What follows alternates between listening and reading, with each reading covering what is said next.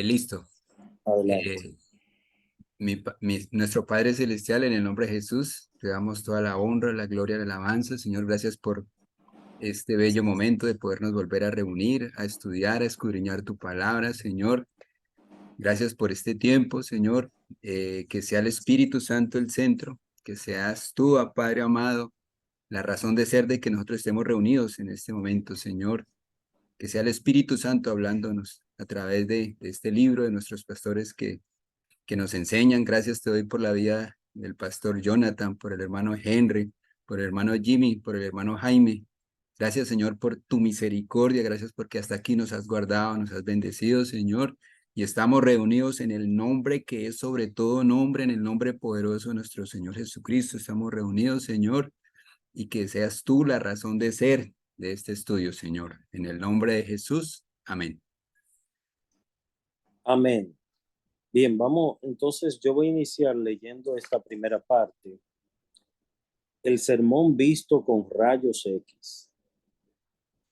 Al hablar de la estructura del sermón, debemos determinar, antes que nada, cuáles son los elementos que lo componen, ya que no todos los expositores están de acuerdo en este punto.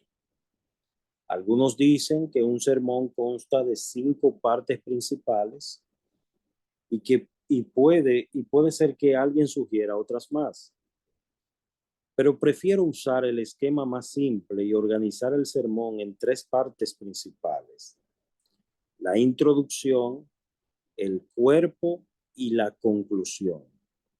Durante el proceso de elaboración, debemos darle prioridad al cuerpo del sermón.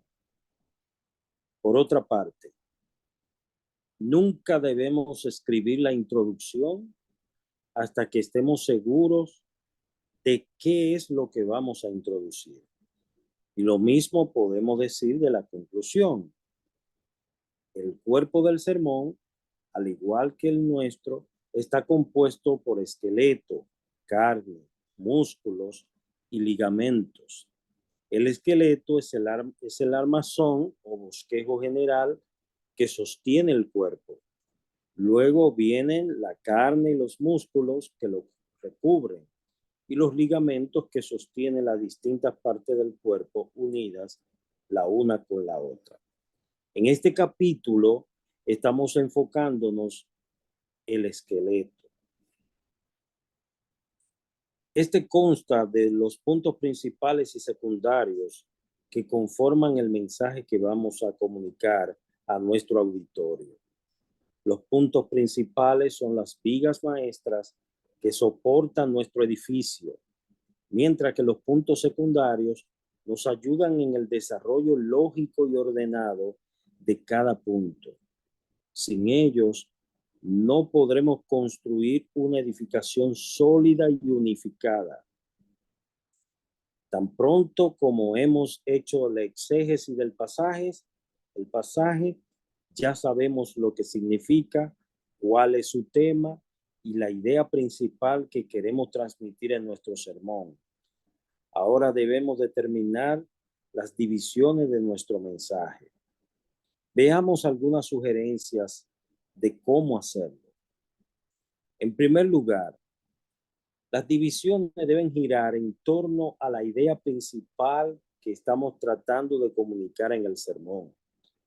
Una vez que conocemos el proceso de pensamiento del autor sagrado y el mensaje que su texto comunica, ya estamos listos para formular la propuesta que queremos comunicar a nuestro auditorio y que vamos a desarrollar a través de estas divisiones principales del sermón.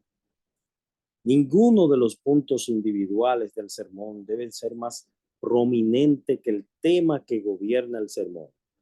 No debemos permitir en nuestro sermón que los sargentos ocupen la posición de generales, traducido por el autor, dice Palmer Robertson. Ejemplo número 1. Este es mi mandamiento, que os améis unos a otros, como yo os he amado. Nadie tiene mayor amor que este, que uno ponga su vida por sus amigos. Vosotros sois mis amigos, si hacéis lo que yo os mando. Ya no os llamaré siervos, porque el siervo no sabe lo que hace su señor, pero os he llamado amigos, porque todas las cosas que oí de mi Padre os las he dado a conocer.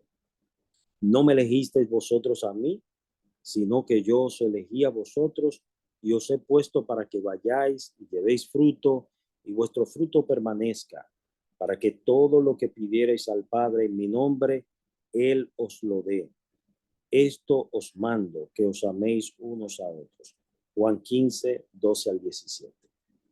Una lectura rápida del pasaje puede darnos la impresión de que el tema central de esta porción es el mandato de Jesús a amarnos unos a otros como Él nos ha amado. La palabra amor aparece varias veces en estos versículos y el mandamiento de amarnos unos a otros comienza y concluye esta sección. Sin embargo, al ver el pasaje con más detenimiento, nos damos cuenta de que hay una idea más importante aquí que domina sobre todas las demás, y es la relación de amistad que los creyentes tienen con Jesús y cómo esa amistad se debe manifestar en la práctica. Una de esas manifestaciones es el amor que los creyentes tienen entre sí por causa de Jesús. De esta manera, el tema del amor está subordinado a nuestra amistad con Jesús. Bien, vamos entonces a continuar con la siguiente parte, el contexto inmediato del pasaje. Vamos a dejar a nuestro hermano Henry o Rolando que pueda leer.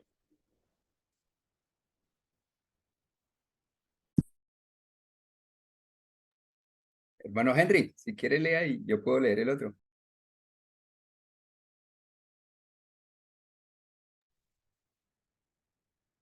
El contexto inmediato del pasaje nos ayuda a ver con más claridad cuál es la idea central que quiere transmitir.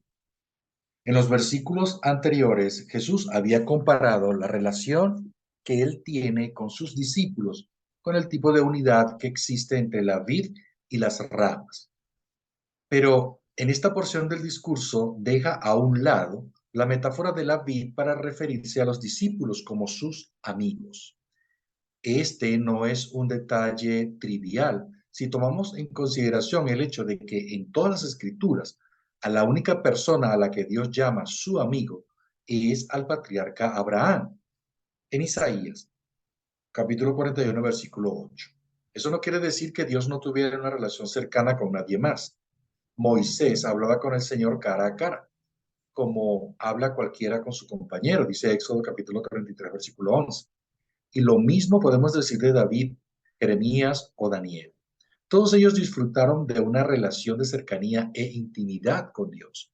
Sin embargo, por alguna razón el Antiguo Testamento reserva ese título únicamente para Abraham, hasta que llegamos a esta porción en Juan capítulo 15, versículo 12 al 17, en la que vemos al Señor Jesucristo usando esa misma terminología para referirse a sus discípulos.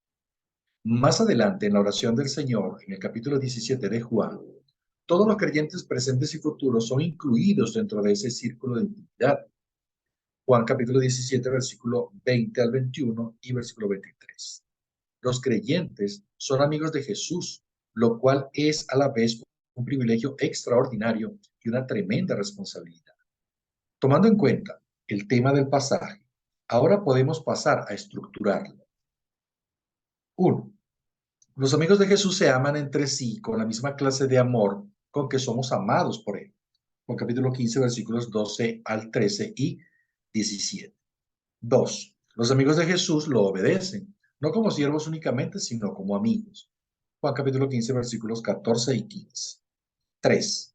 Los amigos de Jesús dan frutos porque fueron escogidos por Él para ser fructíferos. Juan capítulo 15, versículos 16 y 17. En segundo lugar, siempre que sea posible, las divisiones deben disponerse de tal manera que indiquen progresión de pensamiento. El auditorio debe ver que los estamos llevando hacia una meta. Este progreso se hace más evidente si disponemos nuestros puntos e incisos en un orden lógico y ascendente. Lo negativo debe preceder a lo positivo, lo abstracto a lo concreto, lo general a lo particular, la objeción a la refutación, el planteamiento del problema a la solución, el razonamiento a la exhortación.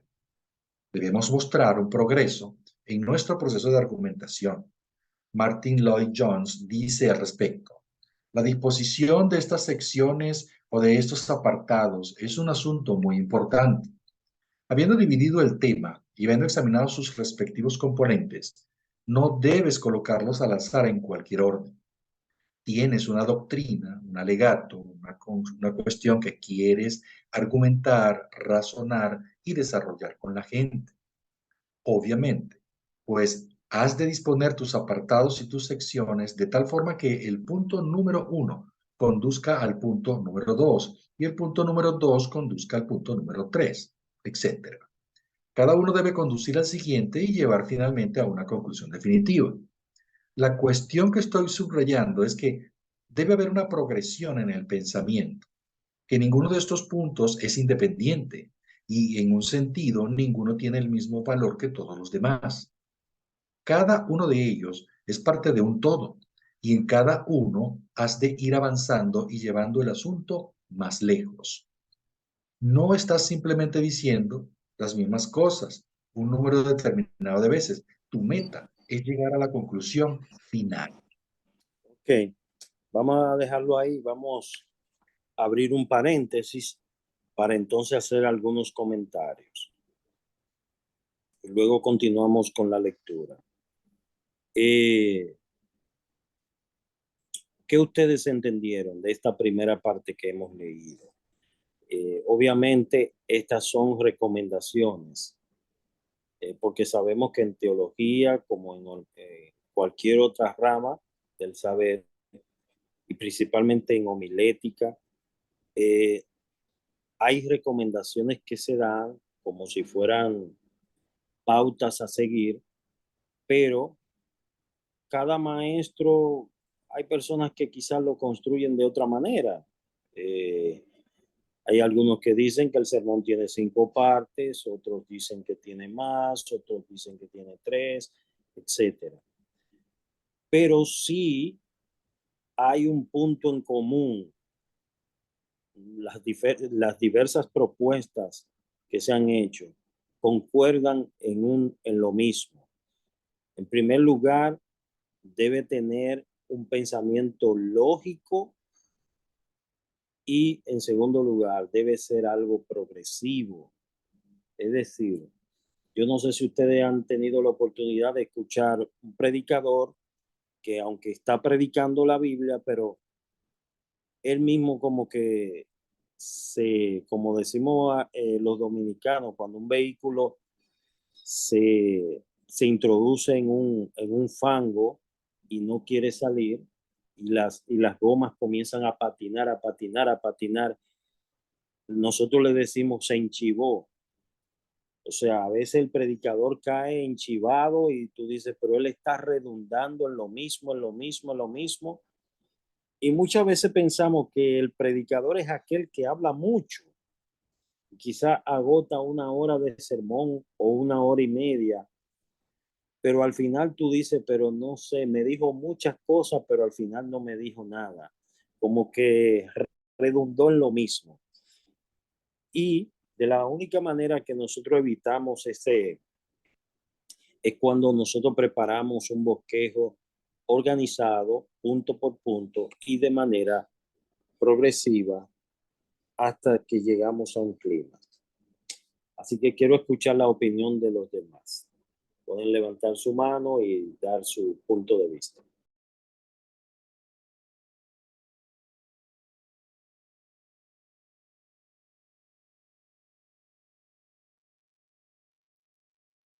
Bueno, hermano, yo he notado varias veces cuando el pastor dice, tengo 3 puntos, y entonces hay algunos que se clasifican más en la tres, cuando dicen tengo 4 bosquejos, en los 2 primeros, pero los otros 2 lo deja para un próximo sermón.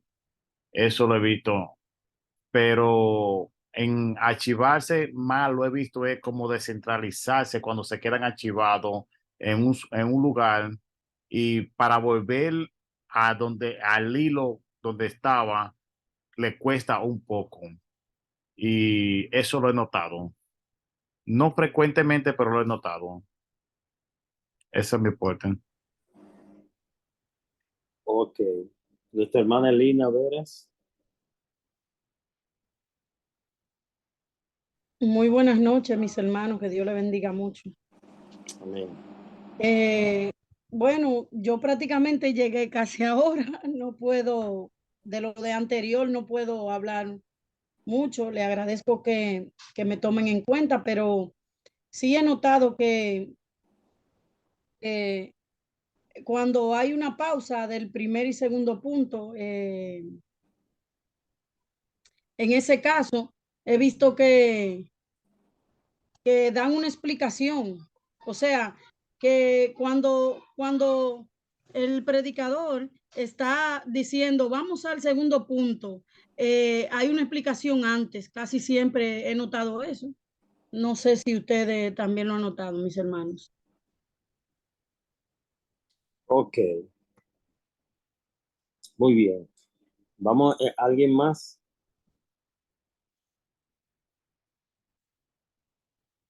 Ahí está el Paco. Sí, Rolando.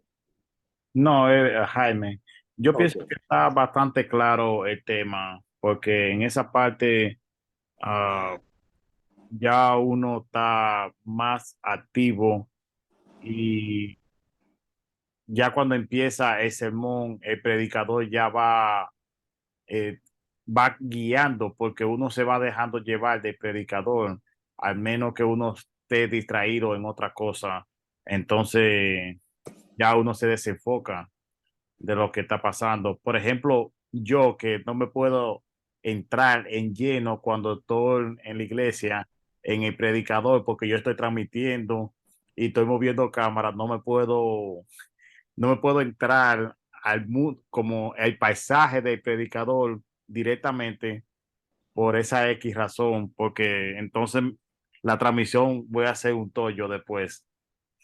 Sí, hermano Henry, y lo bendiga. Amén. Bien, mi hermano, hay dos puntos importantes, o sea, en esto, porque tenemos que ver o situarnos, mejor dicho, en el oyente del sermón. Como ustedes han tocado algunos aspectos, determinamos o nos damos cuenta de algunas cosas que ocurren en los predicadores. Ahora, si de verdad, como oyente estoy hablando, vamos con la suficiente intención o concentración en lo que se va a predicar, nosotros obviamente vamos a estar involucrados y vamos a llevar, como dicen, el hilo, la secuencia de lo que se está enseñando. Vamos a ver algunas, como ustedes mismos dicen, alguna situación aquí, alguna situación allá, pero voy ahora a la otra parte, a la parte de el predicador. Ciertamente, como dice el autor en el libro, es muy importante esos puntos de enfoque en el sermón. Y habla de la introducción, del cuerpo y de la conclusión. Obviamente, cuando como predicador estamos preparando el sermón, lo que él dice es estoy totalmente de acuerdo con él, que habla que la parte más importante que tenemos que hacerle más profundidad o énfasis es en el cuerpo del sermón, porque de allí se va a desligar todo. Cuando todo el cuerpo está constituido, entonces la introducción es más fácil de hacerla y obviamente que la conclusión también. Uniendo las dos posiciones, puedo decir, ¿verdad?, que cuando el predicador lo hace, lo conocemos y creemos que lo puede estar haciendo bien. hay cosas que muchas veces se van a escapar. Cuando lo vemos desde el punto de vista del que está escuchando, del auditorio, también tenemos que tener esa consideración de que no tenemos un predicador perfecto allí que no va a cometer errores. Entonces, esos dos enfoques tenemos que tenerlos bastante claros a la hora de estar en nuestra iglesia, a donde vamos. Lo importante es estar bien concentrado en lo que vamos a recibir.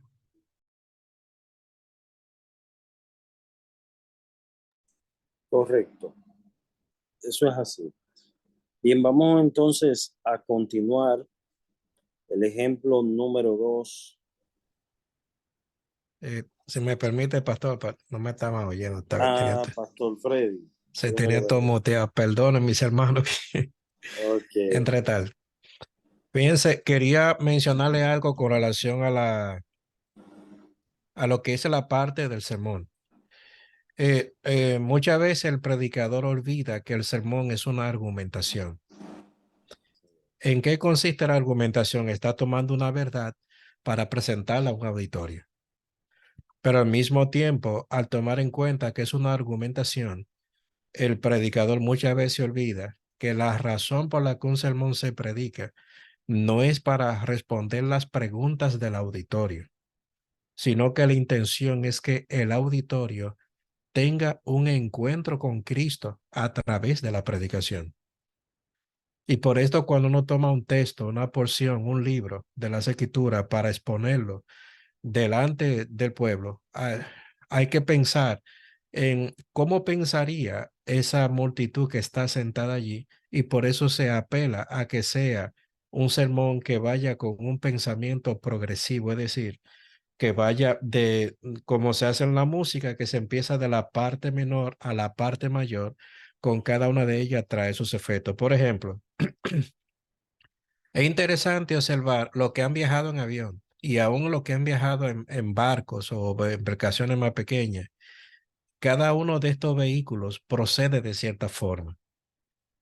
El avión tiene lo que se llama el taxiway, que cuando el avión sale lo que le llaman el gate, donde uno aborda el avión y luego el avión va caminando para dirigirse hacia la pista. Pero cuando el avión está en la pista, dependiendo la cantidad de carga que tenga, así va a ser también el arranque y la velocidad que el avión va a desplegar en la pista.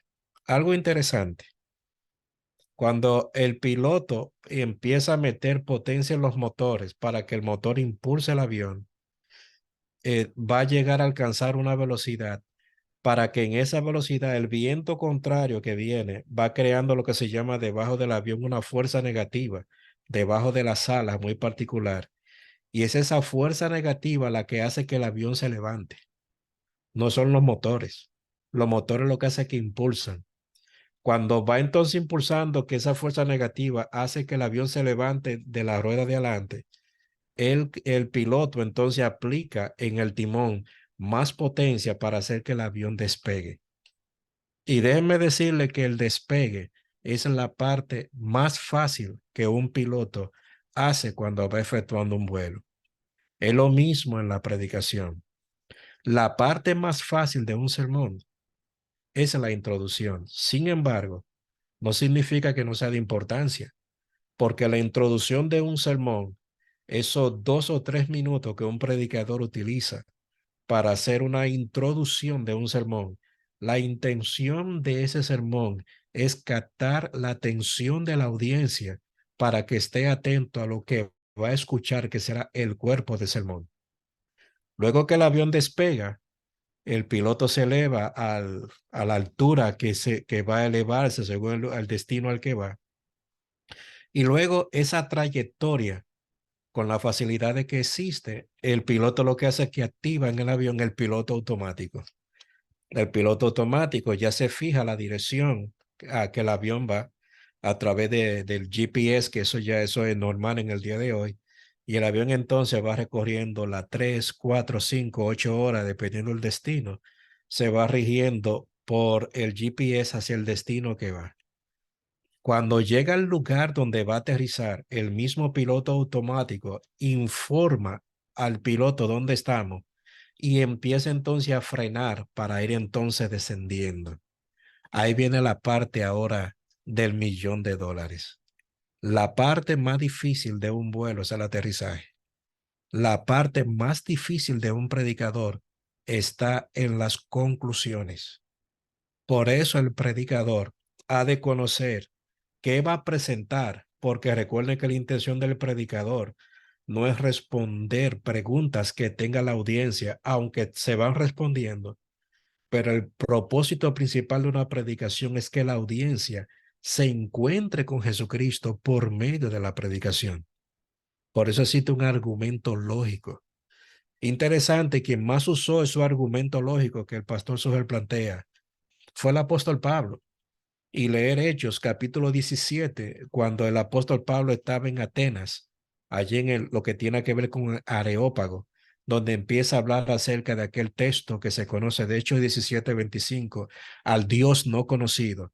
Es interesante observar cómo Pablo presenta su predicación, los argumentos que presenta y el resultado final de su predicación, donde muchos de la audiencia que estaban presentes allí posteriormente procuraron acercarse a Dios, arrepintiéndose de sus pecados, abandonando la idolatría, y ya conocemos el resultado que pasó con Pablo en la ciudad de Atenas, cuando predicó acerca del Dios no conocido, a quien vosotros adoráis sin haberle visto. Muchos se convirtieron al Señor hasta el punto que fue acusado posteriormente por los vendedores de la diosa Diana, y lo acusaron de que Pablo con su predicación se había encargado de echar por el suelo el negocio de idolatría que había allí, de la venta de esta diosa, más las visitas a los templos que eran cobradas por los mercaderes de allí. Es eso, hermano, el punto. Predicamos porque queremos que la gente encuentre a Cristo en la predicación, pero la predicación debe ser bajo un argumento lógico, que la gente vaya entendiendo que el uno es el uno, el dos es el dos, el tres es el tres, y en mi experiencia personal, cuando he visto predicadores que utilizan un cuerpo para presentar un sermón con muchas divisiones, créanme, esas divisiones muy rara vez serán recordadas. La mayoría de las veces, en lo particular, pude aprender de otros que saben mucho más, que si utilizo 2 o 3 argumentos en el desarrollo del tema, 1, 2, un tercer punto es completamente suficiente para que el predicador pueda presentar a su audiencia el argumento que quiere dar. Gracias, mis hermanos. Gracias, Pastor Jonathan. Excelente, excelente. Eso es así. Y como decía el pastor Freddy, siempre en el sermón, nosotros como los aviones no se quedan en el aire, tienen que en algún momento tienen que aterrizar. Entonces, hay personas que predicando, ellos comienzan y despegan, pero después no saben cómo terminar. Y hay que hasta hacerle señas y quitarle el micrófono, quitárselo de la mano, porque, mire, hermano, esa barquilla es buena. Esa barquillita es buena, pero hay que saber a quién uno le entrega esa barquilla, porque es también peligroso lo que uno va a decir. Bien, entonces, ejemplo número 2. Veamos el siguiente bosquejo de 1 Corintios 3. 1. La preeminencia del amor. 1 Corintios 13, 1 al 3. 2. Las características del amor. 1 Corintios 13, 4 al 7. 3. La continuidad del amor. 1 Corintios 13, 8 al 12. Y 4. La duración del amor. 1 Corintios 13, 13. En este caso, los puntos 3 y 4 se solapan, por cuanto la idea de duración ya está incluida en la de continuidad. Esta es una falta común que confunde al auditorio y dificulta el progreso del sermón. Algunos sentirán que estamos atascados en vez de avanzar hacia la conclusión. Otros pueden sospechar que hay una distinción sutil que ellos no están captando y eso los distraerá. El sermón seguirá adelante, pero ellos se quedarán pensando qué diferencia hay entre la continuidad y la duración. Sería mucho mejor bosquejarlo de tal manera que cada división contenga una sola idea que sea independiente de las demás. Por ejemplo, punto 1, la preeminencia del amor. 2, características del amor. Y 3, la permanencia del amor.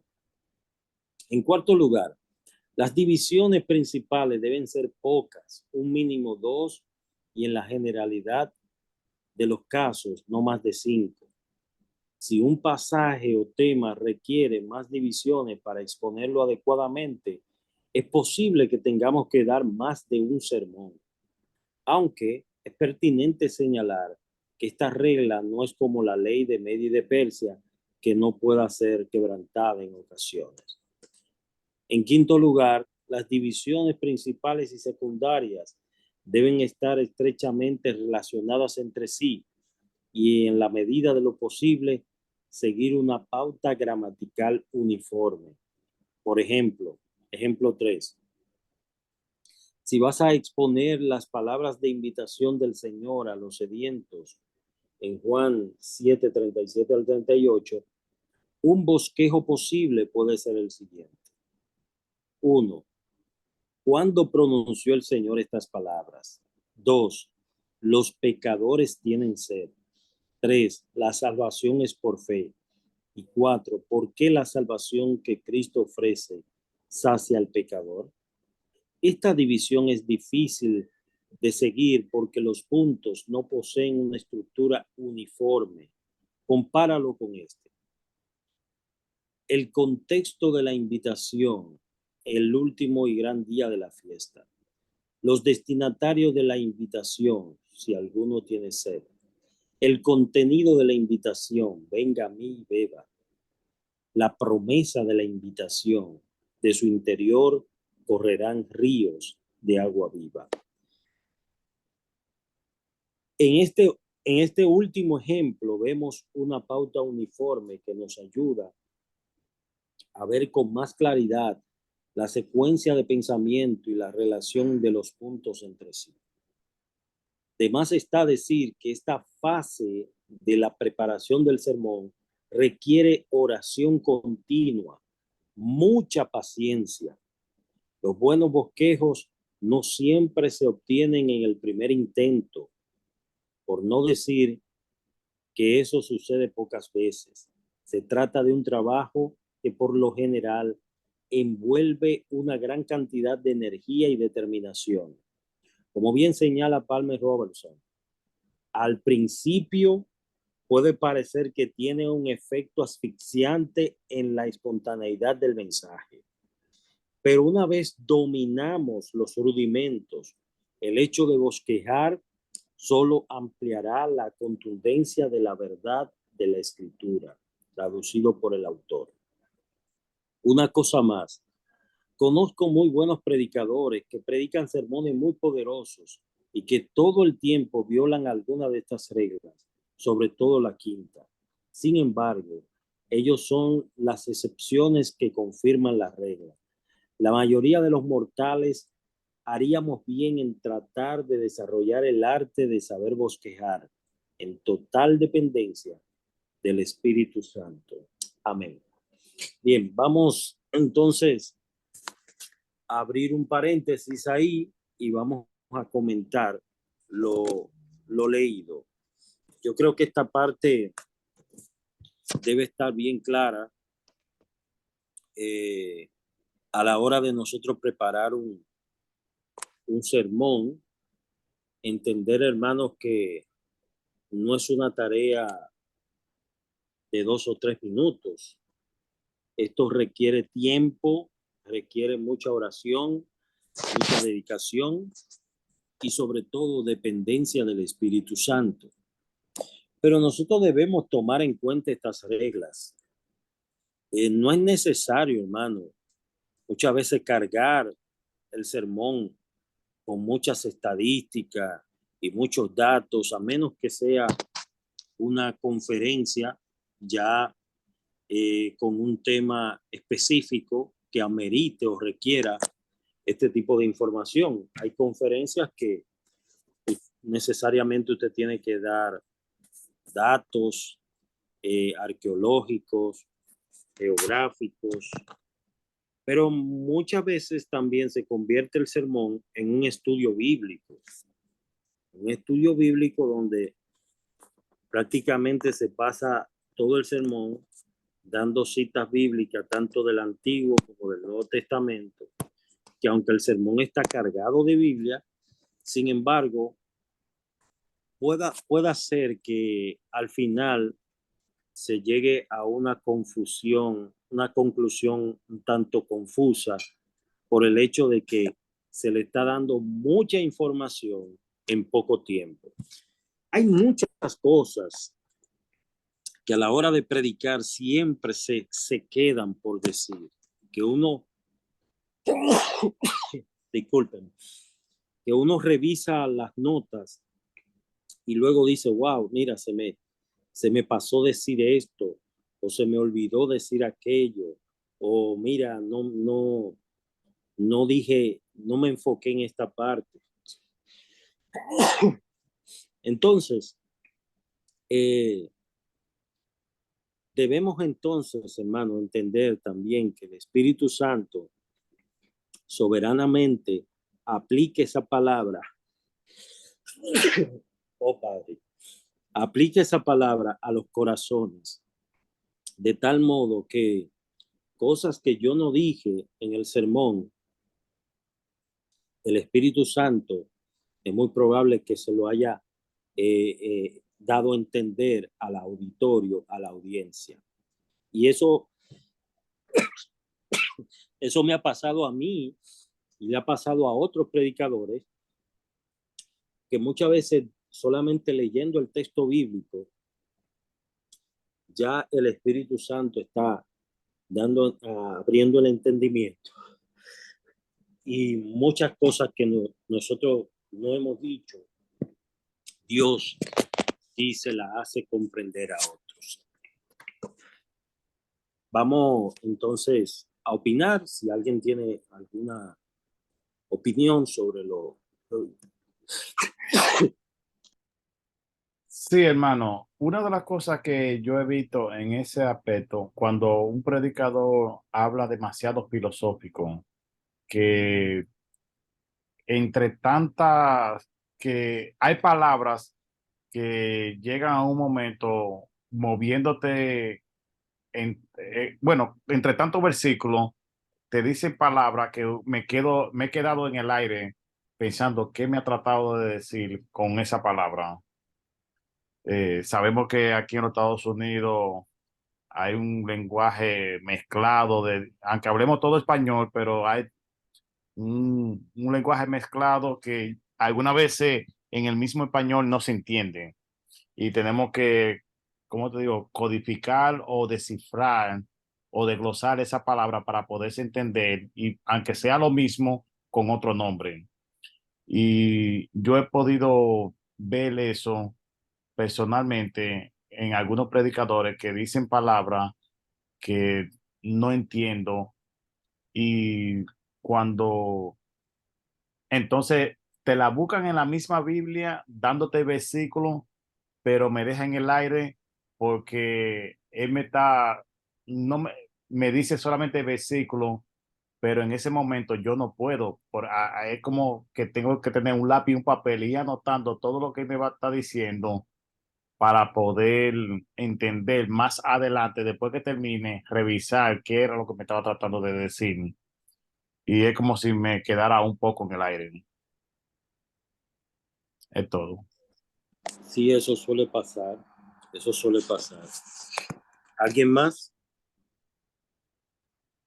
Pastor, acá en la última parte dice, una cosa más, conozco muy buenos predicadores que predican sermones muy poderosos y que todo el tiempo violan algunas de estas reglas, sobre todo la quinta.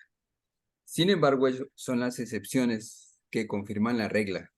La mayoría de los mortales haríamos bien en tratar de desarrollar el arte de saber bosquejar en total dependencia del Espíritu Santo. O sea, de verdad que hay sermones que a veces uno, al escucharlos, no todos los predicadores como que bosquejan de la misma manera, ¿no? Pero hay unos predicadores que así no lleven ese bosquejo, uno capta bien el mensaje, ¿no? Así como termina acá el pastor Sugel diciéndolo, ¿sí? Que hay muy buenos predicadores que predican sermones muy poderosos, pero que violan estas reglas, ¿no? O sea, que esto no es como algo como un estándar para todos, ¿sí? Eso es como lo que yo entiendo de esa partecita. Correcto, correcto. Recuerden que este libro es un libro de homilética, es un libro de predicación expositiva. Y obviamente estas son pautas, recomendaciones que se les da a los predicadores, pero es como la receta a la hora de preparar una comida. Yo te puedo dar una receta de la lista de ingredientes que tú debes utilizar para preparar esa comida, pero puede saber diferente de una persona a otra que la prepare. Hasta el orden en que yo voy echando los sazones puede cambiarle el sabor a la comida. Por ejemplo, hay personas que les gusta cocinar con mucho ajo. Y si usted le echa tanto ajo y no tiene un control de los ingredientes, pues cuando viene a ver la comida solamente le sabe a ajo. Entonces, a veces, cuando nosotros también exageramos en una de las partes del sermón, por ejemplo, una introducción que sea extremadamente larga, o puede hacer también que nos sintamos tentados en quedarnos en un solo punto de nuestro desarrollo y nos quedamos estancados ahí y no salimos de ahí, no avanzamos de ese punto. Entonces, es un gran reto realmente. La predicación no es fácil porque aparte de que tú tienes que estar concentrado en tu sermón, tiene también la presión del grupo, de la presión de tu auditorio que está ahí. Y como decía nuestro hermano Jaime, tiene también el reto de darte a entender, porque si realmente la gente no te entiende, no lograste una comunicación. Si yo vengo a hablarle a ustedes con palabras muy rebuscadas, me puedo entender cierto sector, pero si mi público inmediato no descodifica esas palabras, esos términos que yo utilizo, no estoy logrando una comunicación. Al final la gente va a decir, muy bonito mensaje, pero no entendí nada.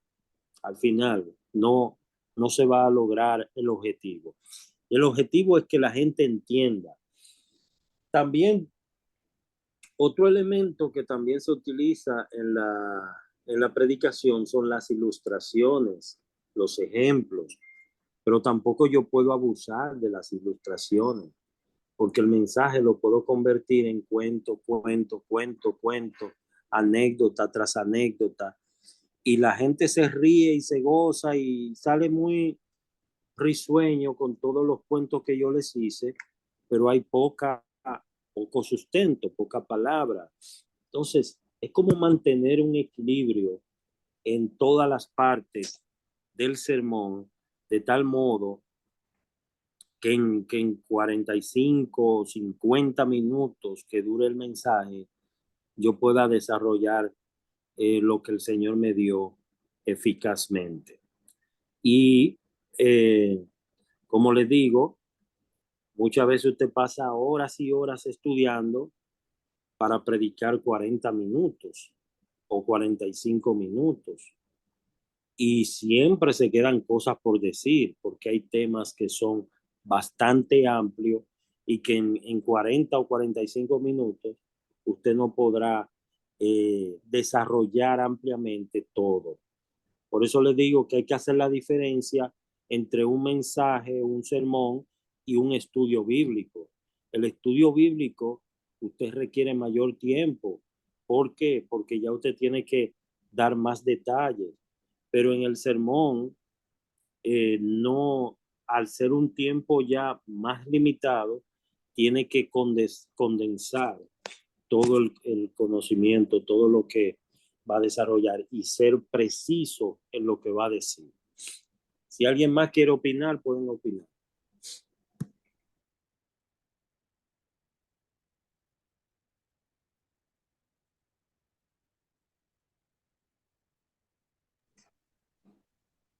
Ok, pues vamos entonces al siguiente punto. Trabajemos en nuestro sermón expositivo. Vamos a ver qué nos dice el autor con relación al sermón expositivo.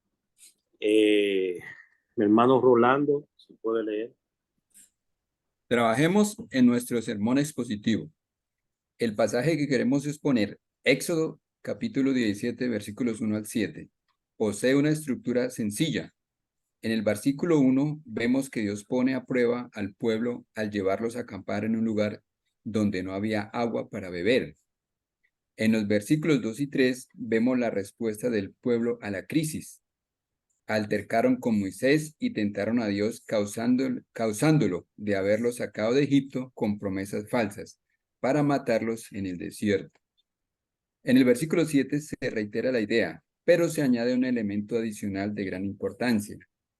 Tentaron a Jehová diciendo, ¿está pues Jehová entre nosotros o no? En el versículo 4 Moisés clama a Dios, y en los versículos 5 al 6 vemos la respuesta de Dios al clamor de Moisés. Recuerda la estructura del pasaje que vimos en el capítulo anterior. Primero, Dios prueba la fe del pueblo al colocarlos en una situación de gran peligro. Éxodo 17:1. Segundo, los israelitas pecan y gravemente contra Dios quejándose, contra él y poniendo en duda sus promesas. Éxodo 17:2 del versículos 3 y 7. A. Demandaron su provisión. Éxodo 17:2. B. Dudaron de su protección. Éxodo 17:3. C. Dudaron de su presencia. Éxodo 17:7. Tercero, el pueblo entabla una demanda judicial contra Dios, acusándolo de haber violado su pacto. Eso es evidente por las palabras que se usan en el pasaje y por la orden que Dios le da a Moisés en el versículo 5. Cuarto, Moisés clama a Dios al ver las intenciones del pueblo de aplicarle la pena capital. Éxodo 17:4. Quinto, Dios toma la decisión de preservar al pueblo asumiendo el castigo que ellos merecen por su pecado. Éxodo 17, versículos 5 al 6. La estructura del pasaje será de mucha ayuda en la elaboración de nuestro bosquejo, uniendo los puntos 4 y 5 en uno solo. Podemos bosquejar el sermón de esta manera. Número 1, la prueba, Éxodo 17:1. Número 2, la demanda judicial, Éxodo 17:2, versículos 3 y 7. Número 3, el juicio, Éxodo 17, versículos 4 al 5. Cuarto, el veredicto, Éxodo 17, versículo 6. Ya tenemos el esqueleto del sermón, pero ahora necesitamos revestir esos huesos de carne y músculos y proveerles unidad por medio de los tendones y los ligamentos. Eso es lo que haremos a partir del próximo capítulo. ¿Hasta ahí, pastor, o sigo? No, yo creo que ya está bueno por hoy. Ya la parte 11 entonces se quedó para la próxima. ¿Verdad, Jaime? Sí, podemos dejarlo así porque podemos comentar un poco sobre esto, porque ya tenemos 1 hora en 8 minutos. Muy bien. Rolando, ¿qué usted puede decir sobre esa parte? Pues aquí vemos que en Éxodo capítulo 17:1 se puede dar una bonita enseñanza, ¿sí? Y aquí el pastor nos dice, por ejemplo, que él bosqueja eso, dice, Dios prueba la fe del pueblo en colocarlos en una situación de gran peligro, ¿sí? O sea que hay un bosquejo bien bonito, o sea, hay un bosquejo que nos ayuda mucho a también nosotros bosquejar, ¿sí? A lo último dice, el bosquejo es de la siguiente manera, primero la prueba, después la demanda judicial, después el juicio y el veredicto. Entonces vemos el esqueleto del sermón. Entonces me parece como un formato bien bonito, ¿sí? De cómo trabajar un sermón expositivo, que Correcto. no se sale de la idea de la enseñanza principal, ¿sí? Sino que está bien formado, bien estructurado. Sí, y algo que ustedes pueden notar también, que se elige un pasaje y que toda la estructura está basada en ese mismo pasaje. Es decir, no es que yo estoy saltando de un versículo a otro, sino que todo el contexto, todos los argumentos deben surgir del pasaje que se ha elegido para predicar. Entonces, es la parte que requiere mayor sacrificio, mayor entrega, el poder lograr esta división. Hermano, pero cuando uno empieza un pasaje, es normal que también uno busque otros en otra parte de la Biblia que conecte con el pasaje que se está aprendiendo, que se está predicando. Sí, es muy probable, claro que sí, pero lo que te digo, dependiendo del tipo de sermón. En este caso, como se está hablando de la predicación expositiva, es cuando se elige un pasaje específico y se habla de ese pasaje. Aunque sabemos de que la Biblia completa, hermano, tiene eh, concordancia. O sea, un pasaje concuerda con otro y es como un eslabón que cada eslabón va formando el engranaje, la cadena. Y la Biblia no está fragmentada, todo es un cuerpo unido. Hay una sincronía, una unidad de pensamiento del plan eterno de Dios desde Génesis hasta Apocalipsis. Lo que nosotros debemos evitar es eh, cuando estamos predicando de forma expositiva. Ahora, si la predicación es de orden temático, ya es otra cosa, pero cuando se está predicando un mensaje expositivo, lo correcto es que tú te quedes en ese pasaje y puedas desarrollar ese pasaje, porque si tú comienzas a buscar otros pasajes aleatorios, tienes entonces que hablar del contexto de estos pasajes. Esto te va a llevar más tiempo, porque tú no puedes tomar un versículo fuera de su contexto. Tienes que hablar del contexto de ese versículo, de qué se trata. Entonces, eso te va a demandar más tiempo. Entonces, si tú vas a hablar, por ejemplo, de la viuda, aunque hay muchos textos bíblicos que pueden darte cierta luz sobre el mismo pasaje leído, pero lo correcto es que tú puedas desarrollar ese pasaje y extraer, como dice el autor, las divisiones de ese pasaje. Fíjese que él está ahí en Éxodo 17 y todas las divisiones están en Éxodo 17, no se ha salido de ahí.